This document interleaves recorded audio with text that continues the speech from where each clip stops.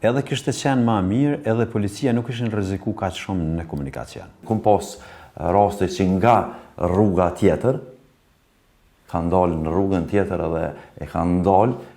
Ndalimi i asaj veture nga policët që të dalin në autostradë dhe të ndalojnë, konsideroj se është një rrezikshmëri e të cilën e bart në vete polici.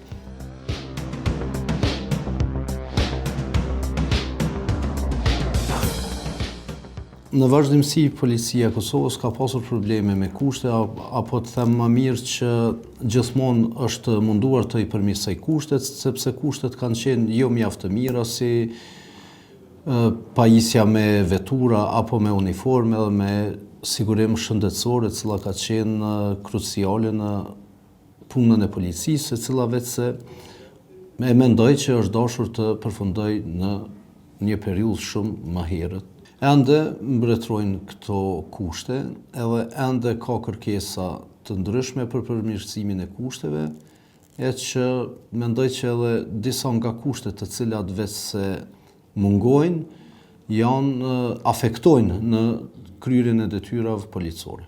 Fillimisht do duhej të ligjerohej lidhur me këtë pjesë për shkak se ka rrezikshmëri të madhe në autostrada, e ka raste kur policët bëjnë pikë kontrolli në autostrada, ndalojnë veturat të cilat e kanë të lejuar deri në 130 km/h, mirë po ka ndonjë ngas i cili vozit me shpejtësi shumë më të madhe.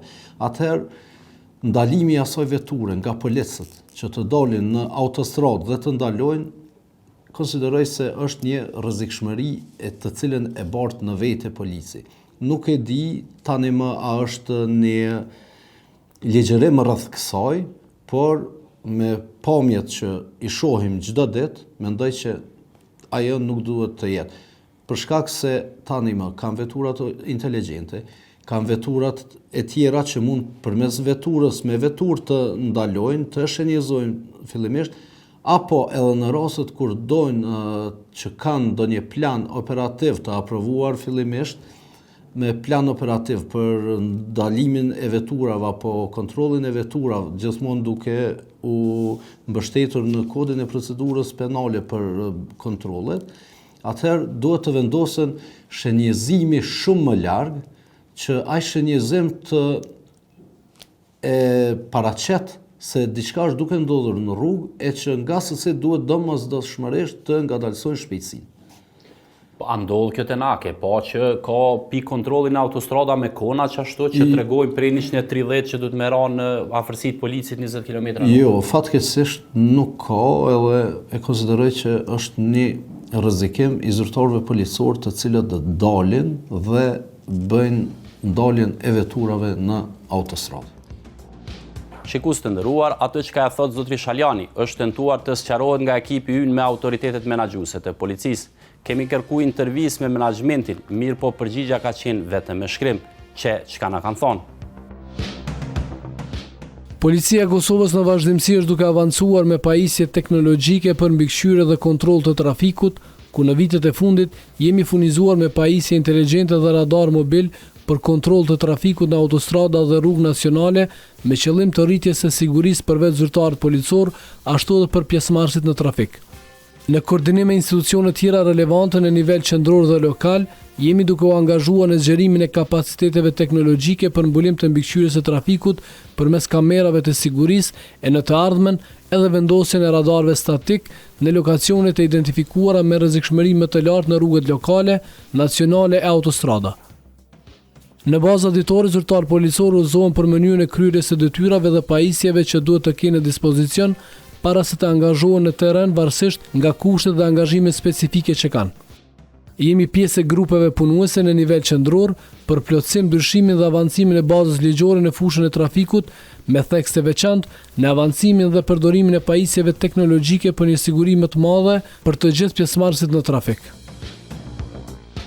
Në ndërkohë, për të pasur një ekspertizë tjetër të pavarur nëse gjendja në të cilën menaxhohen rrugët dhe siguria e policëve, kemi kërkuar një interpretim nga një profesionist tjetër i fushës.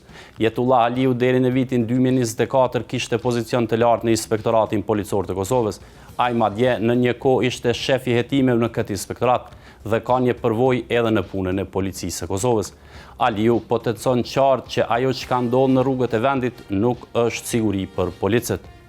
Kemi pas raste të tilla kur ka pasur edhe aksidente, pikërisht nga papërgjegjësia e ndaljes një automjeti në një vend jo duar. Kemi për shembull çështja e parë drejt për drejt e një qytetari kur shkel ligjin e trafikut apo është te kalim shpejtësisë, ai duhet me gjetë një vend sigurt të parkohet. Mirë po, zyrtar policor, njësisë trafikut me theks veçantë në të autostradave, këta duhet gjejnë pozita të sigurta sa i përket ndaljes një automjeti.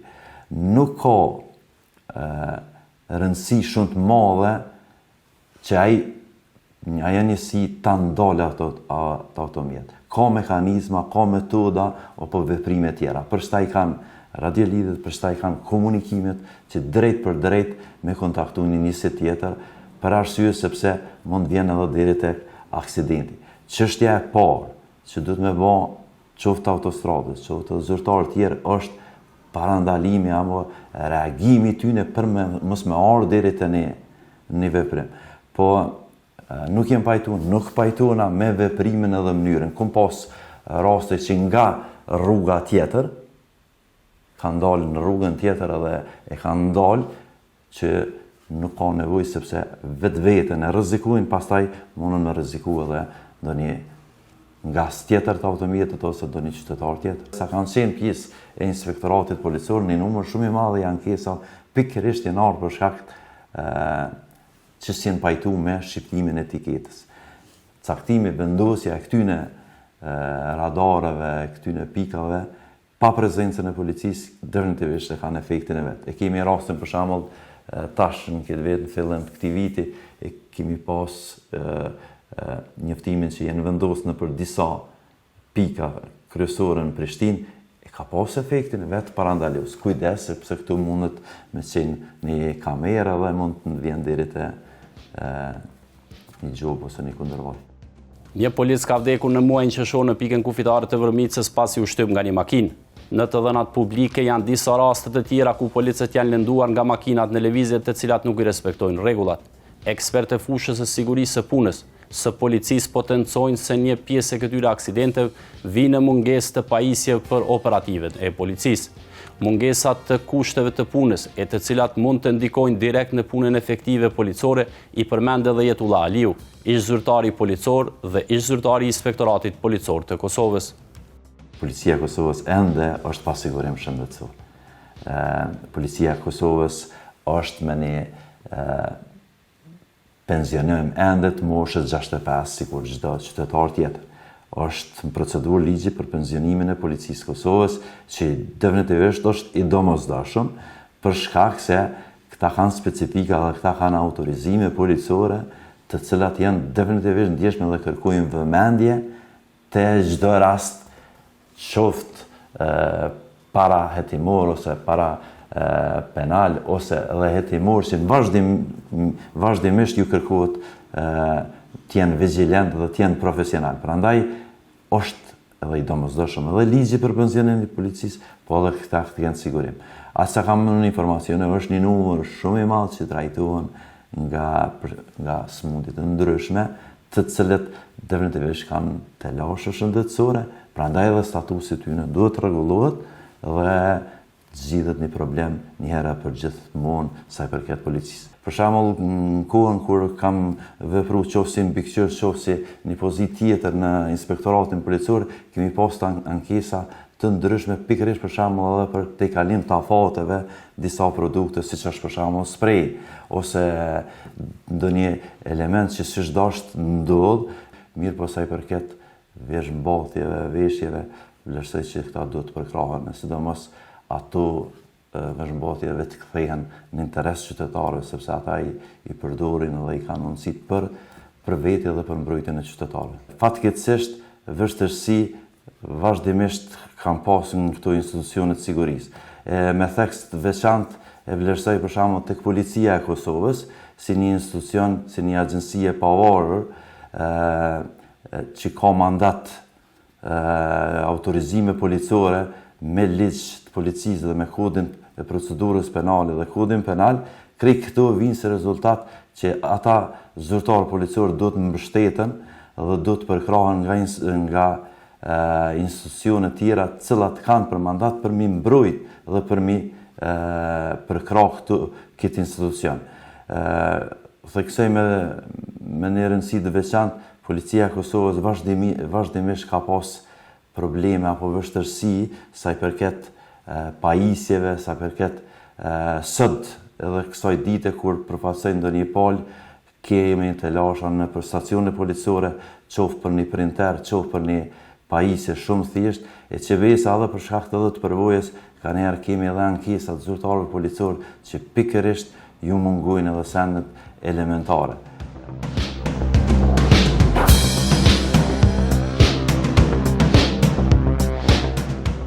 Të dhënat nga tërgojnë se lëndimet e zyrtarëve policor ka pasur edhe në autostradat e Kosovës. Kjo pasi shteti ende nuk ka arritur në zavendësimin e radarëve të dorës me radar statik, të cilët do i mbronin policët nga ekspozimi i rrezikut direkt në trafikun rrugor.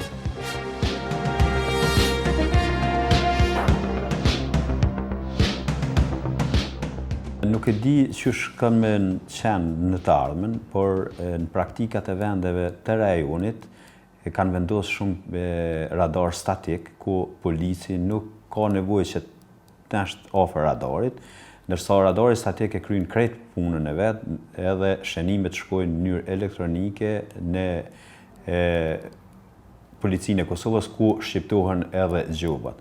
Edhe këtu kisha thonë se Sindikati i Policisë Kosovës, që Policia e Kosovës me Ministrinë e Punëve të Brendshme të bëjnë një projekt që radar ti zavendsojnë radar këta që janë me radar statik, për arsye se edhe fuqia punëtore për policinë e Kosovës ishte liruar, edhe këta policë ishin aktivizuar në sektore tjera, ndërsa pjesa ku radarët janë policë në pikat statike me radar, do të zavendësohen me radar statik. Që kështë qenë ma e mira nashta në për autostrada, se kena pas raste kur policë janë lëndu gjatë tentimit për mi ndalë veturat. Edhe kishte qenë ma mirë, edhe policia nuk ishin rreziku kaq shumë në komunikacion.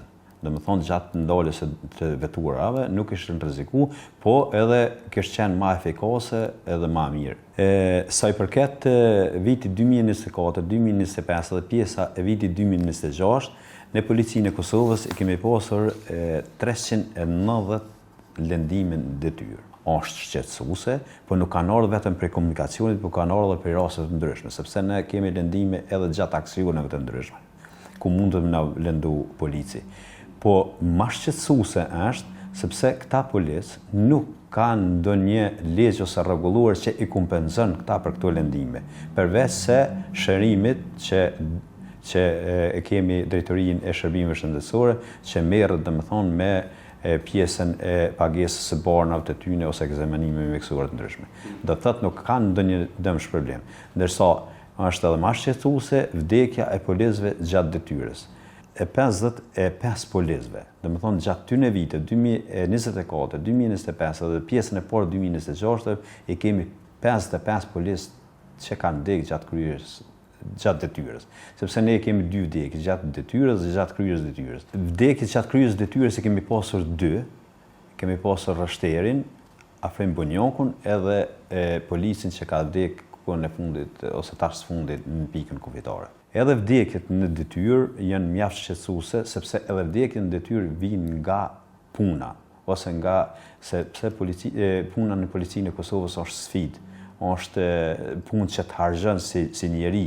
Edhe ne deri më sot nuk e kemi një sigurim shëndetësor si policia e Kosovës, që është mjaft shqetësuese për Sindikatën e Policisë Kosovës, edhe kemi ngritur shumë kërkesa ku besojmë që ato kërkesa një ditë na plotësohet.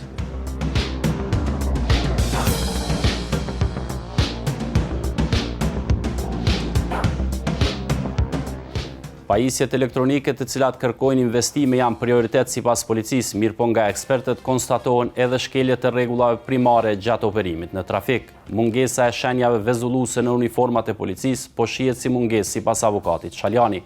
A i thot se nëse uniforma kishte qenë e pajisur si në të kaluarën, ishte vrejt edhe më mirë nga pjesëmarrësit në komunikacion. Mua më kujtohet, kur kemi fillu punën në vitin 2002, uniforma e policisë ka qenë e shenjëzuar me vija me fosfor. Kjo e tregon një paralajmërim të rrezikut se mund të gjendesh në rrezik edhe vozicët apo pjesëmarrësit në komunikacion mund të identifikojnë shumë më larg. Tek rastet e tilla nuk e di rastin saktë se si ka ndodhur, edhe nuk mund të gjykoj sepse mund të jetë kompetenca e gjykatës e cila do vendos lidhur me këtë. Mirë po shenzimi me jelek reflektues apo me uniforme të cilët në momentet që del një zyrtar policor në mbrëmje apo natën, mendoj që do të e hiqte rrezikun nga vetvetja. Për atë edhe mendoj që duhet jetë obliguar në këtë rast.